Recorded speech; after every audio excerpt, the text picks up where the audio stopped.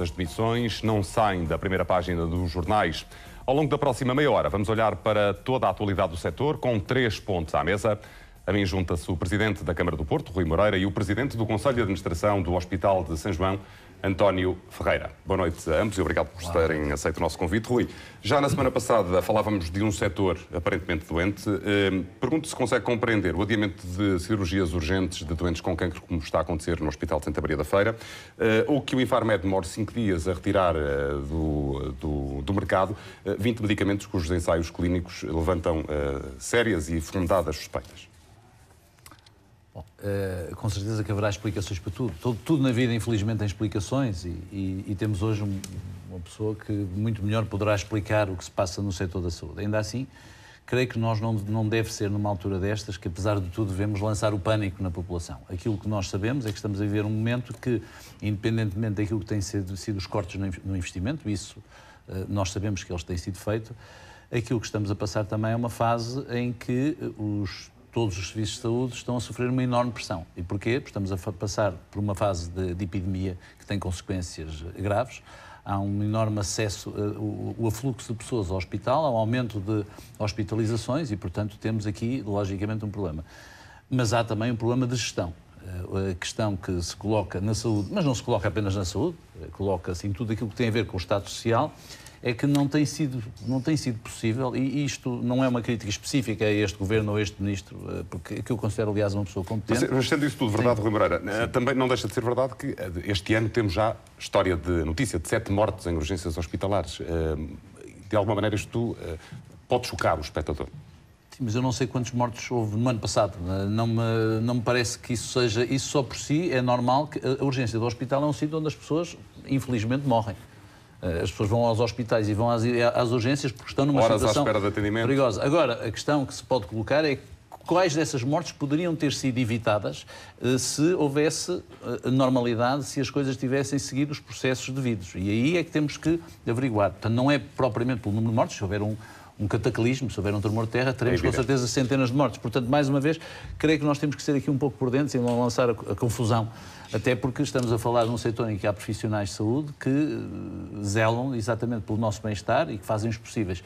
A questão diferente é saber se neste momento há, por questões de gestão do modelo e por questões de investimento no modelo, se há neste momento um enfraquecimento do Serviço Nacional de Saúde. Essa é uma questão que nós hoje vamos certamente analisar. E o Exatamente. António Ferreira, Presidente do Conselho de Administração do Hospital de São João, é certamente uma das pessoas mais indicadas, ou melhor indicadas, para nos falar sobre isto. António Ferreira está por dentro da máquina, já teve 66 chefes de serviço demissionários, diretores de serviço. Esses pedidos de demissão foram retirados em final do ano passado, tanto quanto julgo saber. Afinal, o que é que lhe deu, o que garantias lhe deu o Ministério da Saúde para que tenha provocado esse recuo? Deu-lhe autonomia de gestão ou alguma autonomia de gestão que equivale a dizer o que é em concreto? Mais do que falarmos em garantias, seria bom, eu gostaria mais de usar a expressão de que foi possível, em primeiro lugar, aprovar o plano estratégico e o plano de negócios para 3 anos para o Centro Hospitalar de São João, que é um instrumento de gestão absolutamente essencial. Não é possível navegar à vista, é preciso ter as coisas planeadas e gerir em função desse planeamento. Foi possível aumentar claramente, graças a um enorme esforço, tanto quanto sei, do Ministério das Finanças, no contexto, enfim, de todo o envolvimento da intervenção externa em Portugal. Mas, apesar disso, foi possível aumentar a autonomia para o investimento, que era um aspecto fundamental. Julgo que podia investir até 100 mil euros e passou a poder investir 1 milhão. Exatamente, numa instituição com um orçamento de 320 milhões de euros, é impossível gerir-se para cada coisa que custa mais de 75 mil ou 100 mil euros, tiver que haver uma autorização ministerial de 2 ministérios, etc. Quer dizer, isso é impraticável. E, em terceiro lugar, muito recentemente, houve uma medida que nos alegrou muito, que é o reverter a autonomia dos hospitais no âmbito da contratação de recursos humanos que são essenciais para a operação, para a atividade operacional. Deixa-me perguntar-lhe se foi essa autonomia que lhe deu. Deixa-me perguntar-lhe se foi essa autonomia que lhe deu capacidade de gestão ao ponto de evitar, de contratar médicos e evitar, por exemplo, situações de ruptura no Hospital de São João que não têm sido notícia, não quer dizer que não as haja. Pois, não tem sido notícia e é muito difícil haver situações de ruptura que nos momentos atuais e com todos os holofotes postos nas instituições de saúde não sejam notícia. O modelo de gestão do hospital, eu julgo que aí se refere especialmente à questão da urgência. Da urgência hospitalar, assenta num modelo que se baseia numa equipe dedicada, numa unidade autónoma de gestão que tem um conselho diretivo de 3 pessoas que envolve um diretor médico, um enfermeiro e um gestor hospitalar, que estabelecem uma contratualização com o Conselho de Administração para a sua gestão, aliás, como todas as outras unidades autónomas de gestão do hospital, e são 7, e que gerem os recursos em função dos seus planeamentos, das suas atividades. Mas deixe-me perguntar-lhe, contratou médicos em concreto para o serviço de urgência, com base nessa autonomia que lhe foi dada pelo Ministério? Contratamos no âmbito daquilo que são as chamados médicos tarefeiros? Não. No âmbito daquilo que são as necessidades identificadas há muitos anos e que se mantêm relativamente estáveis ao longo dos anos no que diz respeito à equipa dedicada de urgência e que neste momento, de facto, tem até menos, está a trabalhar com menos 6 médicos do que a dotação habitual e prevista. O que não depende de falta de autorização do Ministério, depende de falta de oferta no mercado de trabalho para contratar. Eu precisava de mais 6 médicos, mas não há no mercado. Sim. Não tem havido, em termos de tentativa de captar pessoas.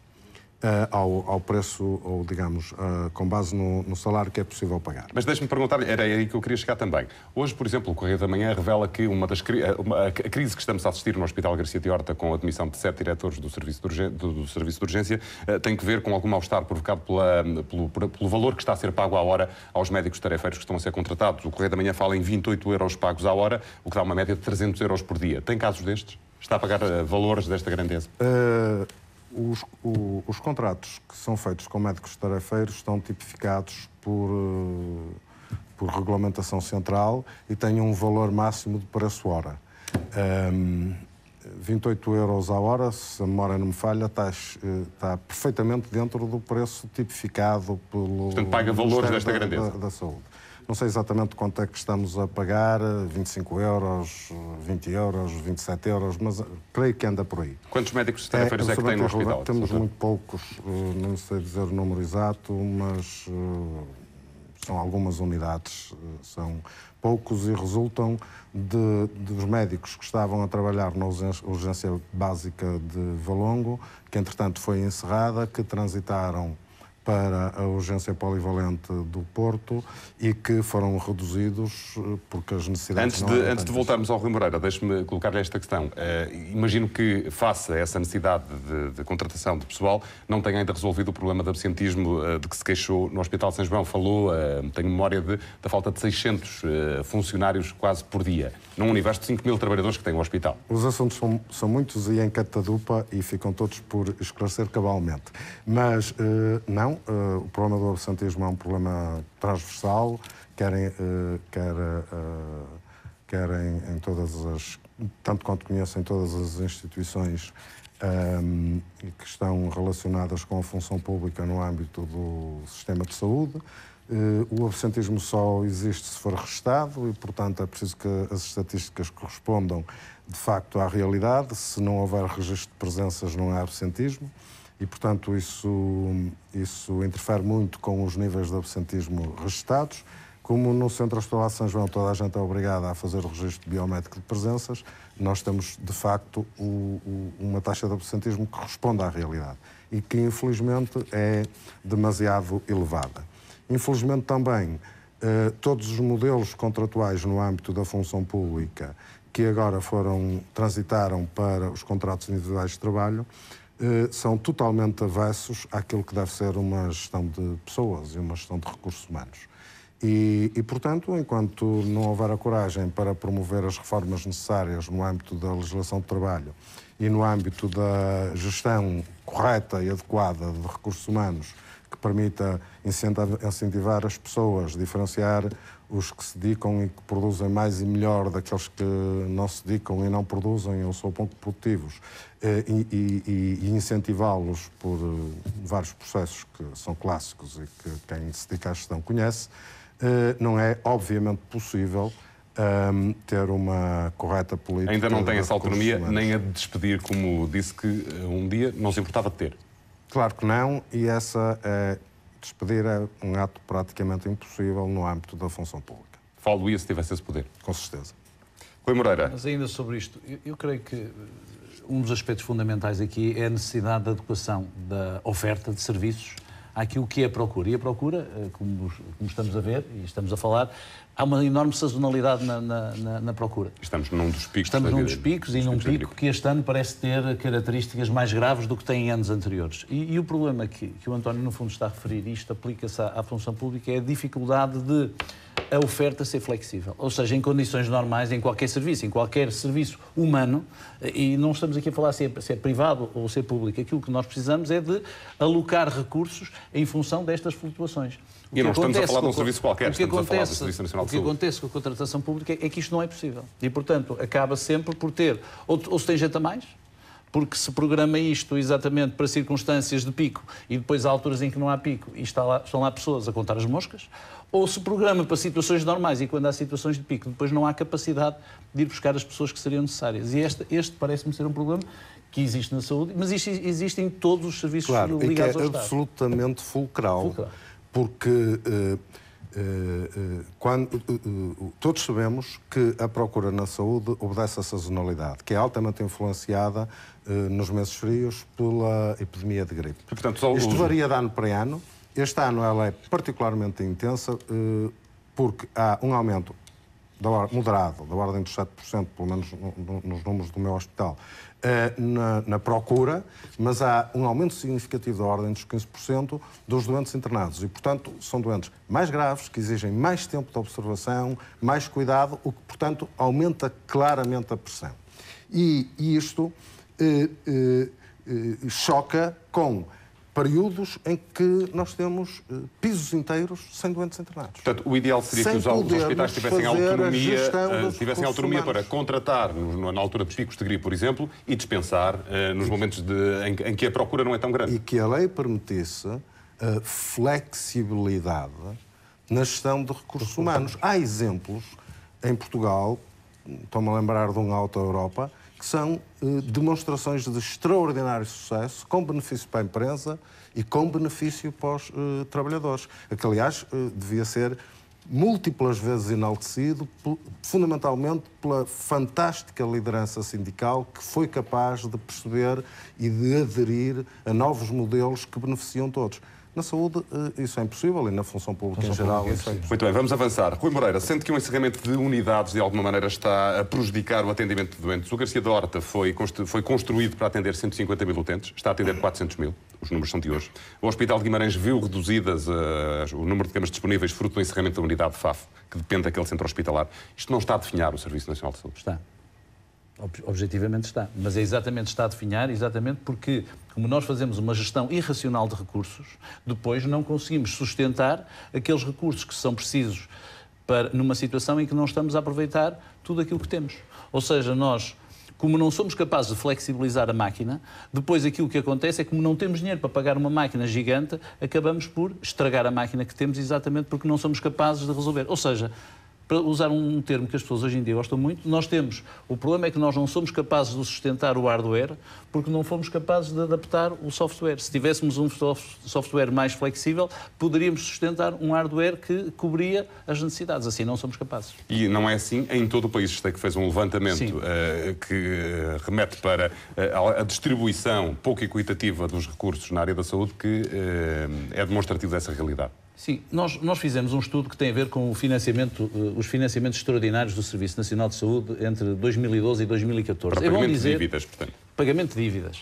Mas é bom dizer que isto não resulta apenas neste período. Isto é uma situação que vem há muito tempo e que se vai agravando e vai tendo um efeito contínuo. É este gráfico que estamos a ver neste momento e que foi o levantamento feito quando diz nós, é a Câmara do Porto, neste caso. Exatamente. Portanto, nós estamos preocupados com as distorções que tem havido relativamente à região norte na alocação de recursos. E aqui verificamos estes números extraordinários, não é? Portanto, aquilo que se verifica é que cerca de 50% dos recursos são consumidos em Lisboa e Val do Tejo, e quando olhamos ao investimento per capita percebemos de facto que a região norte fica claramente aquém. Poder-se-á dizer, pois, mas então isto quer dizer que na região norte os serviços são mais eficientes, e aproveito aqui para salientar que claramente o São João é um dos serviços que nós nos orgulhamos por ser muito eficiente, mas pergunto se haverá alguma razoabilidade nisto. Portanto, tem que haver aqui também alguma descompensação e que tem a ver, de facto, com uma distribuição geográfica de uma distorção que é óbvia e que nos leva a perguntar como é que os recursos públicos no país são administrados e são distribuídos. Mas o número de habitantes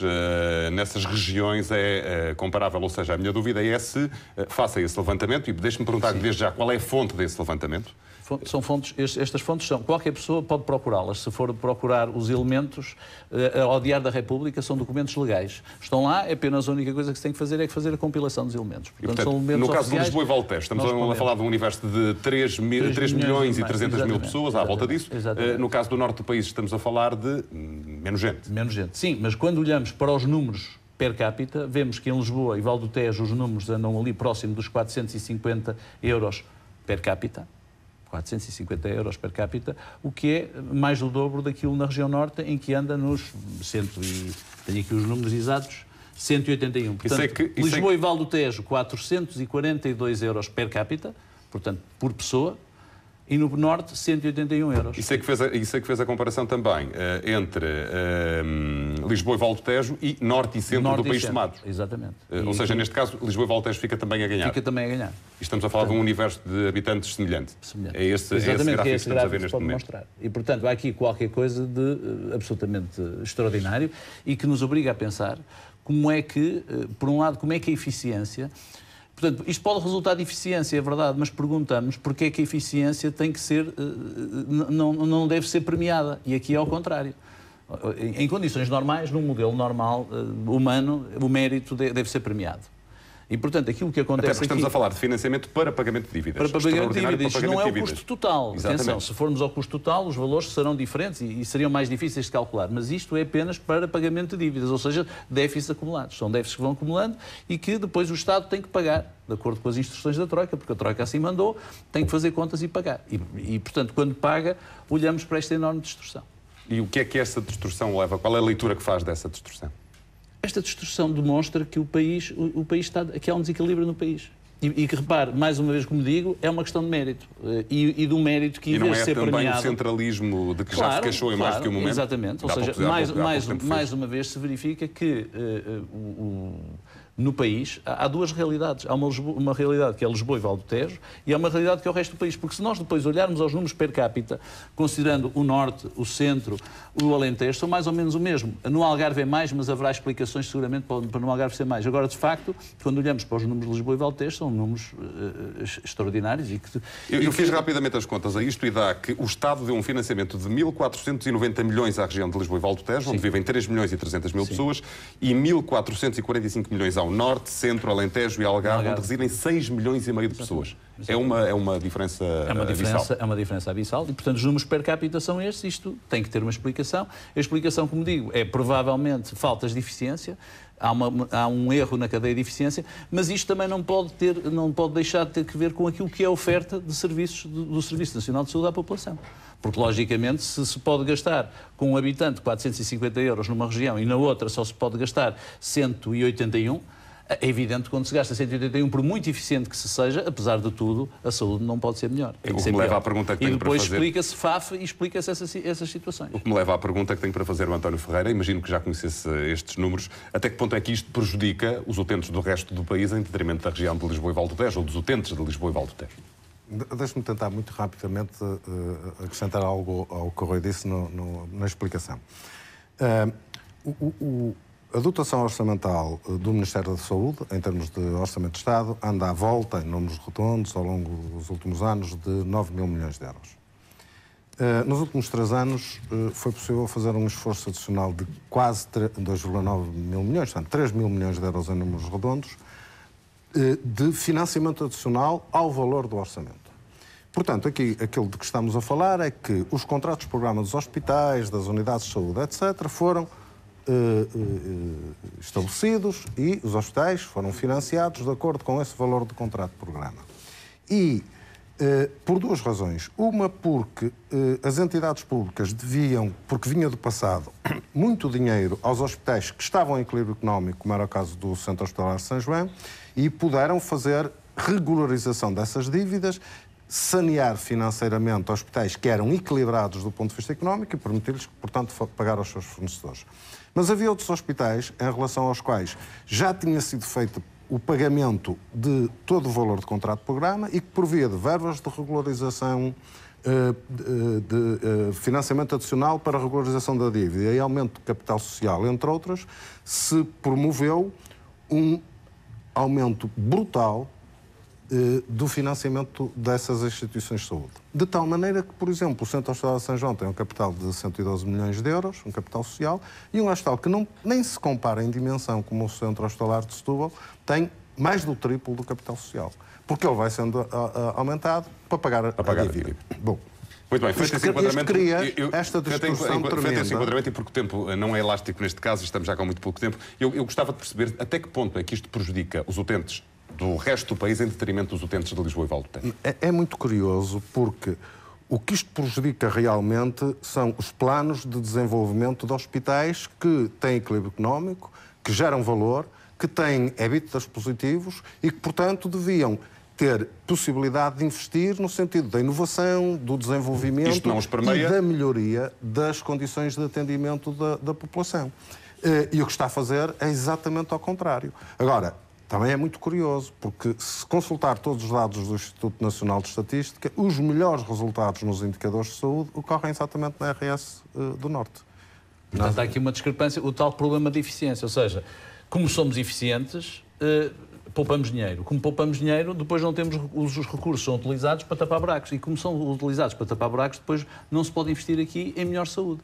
E depois resulta exatamente disto que o cidadão, no seu dia-a-dia, acaba por deparar com estes constrangimentos. Se não fossem estes desperdícios, se tudo custasse aquilo que custa no Norte, nós teríamos recursos exatamente para que unidades hospitalares por todo o país estivessem mais bem equipadas e tivessem maior capacidade de resposta. Deixa-me perguntar, António Ferreira, primeiro, se sente esta falta deste investimento na inovação fruto destes gastos, se sente falta disso, e se, de alguma maneira, se isto não acontecesse, se teríamos melhor saúde?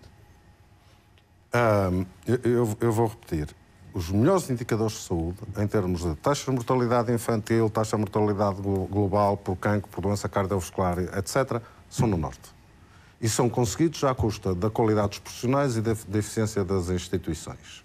Ponto número 1. Ponto número 2. O que eu acho que é injusto é que, em vez de se promoverem as modificações estruturais e da ordem da gestão nas instituições que são que têm maiores índices de despedimento, ao longo de pelo menos o último decénio que eu tenho acompanhado, o modelo seja a tirar dinheiro para cima da despesa. E sente falta desse investimento na inovação de que falávamos? Com certeza, o Hospital de São João, e imagino que outros hospitais, para serem sustentáveis no futuro, para melhorarem no que diz respeito a esses aspectos fundamentais da melhoria da capacidade de acolhimento dos pacientes, da melhoria estrutural, da melhoria das condições hoteleiras e da melhoria até porque das ainda tem serviço em contentores. Técnico-científicas, tem necessariamente que fazer investimento. E ainda por cima, quando são instituições que geram EBITDAs, como no caso de São João, da ordem dos 14, 15 milhões de euros e que, portanto, são capazes até de se autofinanciarem para fazerem investimentos. Num minuto, porque é o tempo que nos sobra, o que é que está a falhar na gestão dos hospitais de Lisboa e Val do Tejo? Enquanto não se implementarem modelos de gestão em que haja responsabilização, primeiro, autonomia para se poder gerir de facto e não apenas tentar administrar. Porque, basicamente, com o modelo legal que existe, os hospitais são ingeríveis, quando muitos são administráveis. Ponto número 1. Ponto número 2. Responsabilização, accountability. Isto é, os gestores serem responsáveis. E ponto número 3, como em qualquer caso... Responsáveis até que ponto? Responsáveis até ao ponto da admissão e da prestação de contas. E ponto número 3, como em qualquer empresa que está insolvente, não se atira dinheiro para cima. Definem-se planos de intervenção, alguns dos quais até são definidos juridicamente pelos tribunais, de forma a fazer o saneamento dessa empresa, que implica despedimentos, que implica adaptações em termos dos recursos humanos, das contratações, das compras, etc. Muito bem, António Ferreira e Rui Moreira. Este nível, não... António Ferreira e Rui Moreira, aos dois, muito obrigado. Por terem vindo ao 3 pontos de hoje. E assim pontuamos a atualidade. Já a seguir, na RTP Informação, a analisar os jogos de hoje da Taça da Liga, guiados pela Inês Gonçalves. Boa noite.